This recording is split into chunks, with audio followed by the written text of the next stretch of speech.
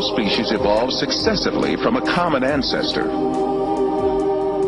But how did that first living thing come into being? Darwin did not address this question at all in his book. He was not even aware that this point was one of the biggest refutations of his theory. The primitive understanding of science in his day assumed that life had a very simple structure.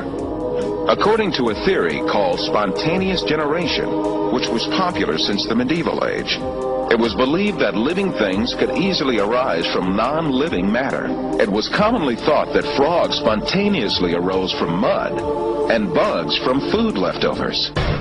You see, Darwin's ideas about the development of life led to his theory that modern science now generally defines as an undirected process, completely devoid of any purpose or plan.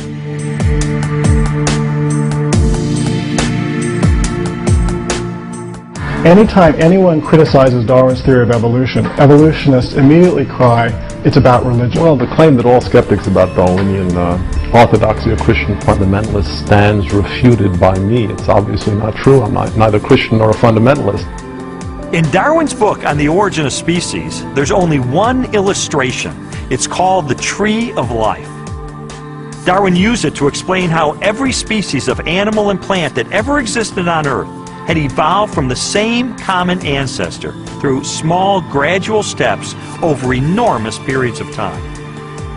Even though Darwin's Tree of Life is included in virtually every biology textbook published over the last half-century, contrary to what we've been told, there is no conclusive evidence of the common origin of all life.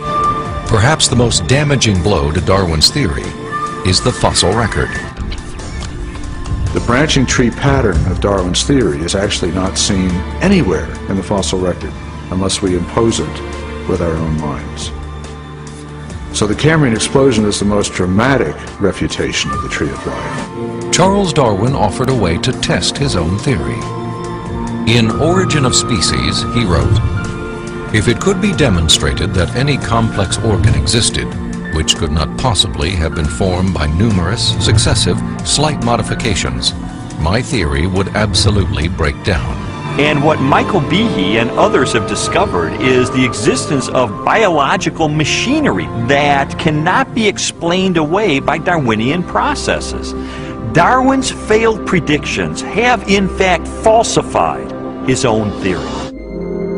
The challenges to Darwinian theory have led more than 600 scientists with PhDs from major universities throughout the world to sign a document titled A Scientific Dissent from Darwinism. It reads in part, "We are skeptical of the claims for the ability of random mutation and natural selection to account for the complexity of life." These are scientists with PhDs from Stanford and Berkeley and University of Chicago and Cambridge, major universities, who've looked hard and fast at the evidence and have walked away saying, "I am not convinced."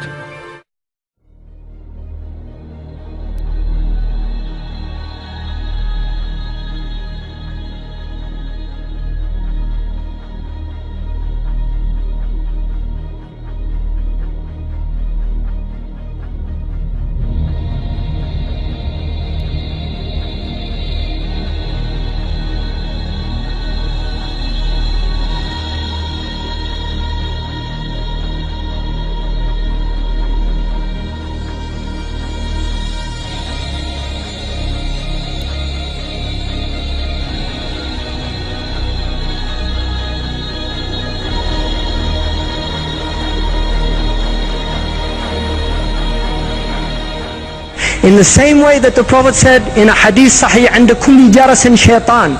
Every time you hear a bell, there is a shaitan. This is an indication that Muslims should not go to public schools because they use bells to call the children. You see, this is what they're indoctrinating the children into this system. But Muslims forget these hadiths, and if they know them, they just, oh, you know, what a coincidence. No, this is something serious here. One of them is called Piltdown Man. About 100 years ago in UK, they discovered the evidence that once and for all proved beyond a shadow of a doubt human beings in fact did evolve from apes. And how they showed it, here's the skull, take a look. After the two guys that came up with this had both died, it was discovered, and then they looked at it a little bit more, examined with some more progressive science maybe. The jawbone was from some monkey, and the cranium was from something else, and they mixed the two together. Next, right after that, they come up with in America, Nebraska Man. Did you hear about Nebraska Man? These are two of the most famous, but the list goes on, trying again and again and again to prove something that just can't be proven, because guess what? It ain't true. Simple as that.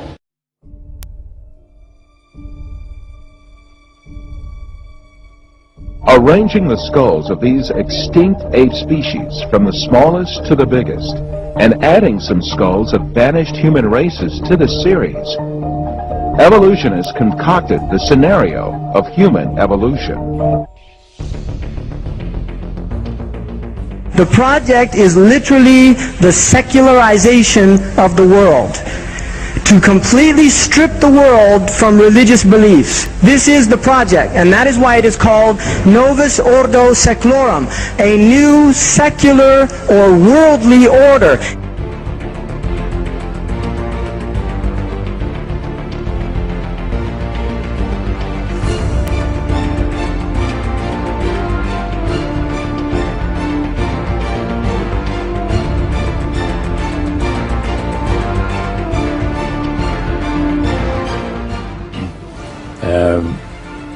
It was very interesting, because after the Great General Council, it was decided that Satan would tutor Charles Darwin personally in setting up the principles of his theories of evolution. He was tutored by Lucifer himself, fallen Lucifer. Now, he made a unique statement. He said that according to the spirits, anyone that teaches a theory of evolution is considered to be a minister of a great religious system. See, they call it the religious system, the theory of evolution. And he said that every teacher of that theory is recognized by the spirits as a person of great value and receives a very special unction from Satan himself, giving great power to induce spiritual blindness, to convince and convert. Morals and Dogma, the classic of Freemasonry. Page 565 in this book. You can look it up. It says that Satan is God.